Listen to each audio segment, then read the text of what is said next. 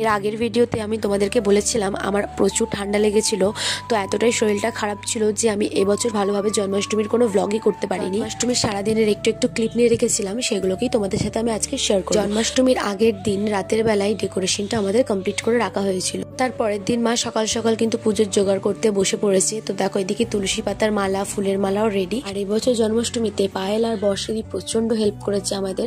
তো দেখো পায়েল কিন্তু গোপালের জন্য মাখন, কেক সব বানিয়ে দিয়েছিল। কাজ করতে করতে সারা দিনটা যে কিভাবে কেটে গেল বুঝতেও পারলাম। সব রান্নাও কমপ্লিট হয়ে গেছিল আর এদিকে ঠাকুর মশাই চলে এসেছিল, পুজোতেও বসে পড়েছে। তো প্রথমে অভিষেক করিয়ে নিল আর এটা ছিল ফাইনাল লুক। গিরিগোপুকে কেমন লাগছে অবশ্যই কমেন্টে জানাও। তারপর ঠাকুর মশাই পুজোতেও বসে পড়েছেন। তো দেখো এতটা মিষ্টি লাগছে দুজনকে, কি বলবো। এরপর হবে আরতি। তাই জানো তো যখন আরতিটা হচ্ছিল ওদের দিক থেকে চোখটা ফেরাতেই পাচ্ছিলাম। দেখতে দেখতে আমাদের পুজোও কিন্তু শেষ হয়ে গেছে। তো পার্ট 1টা এতটাই, পার্ট 2তে শেয়ার করবো রাত 12টার সময় কি কি করেছিলাম সেগুলোই। তো দেখার জন্য চ্যানেলটাকে সাবস্ক্রাইব করে নিও।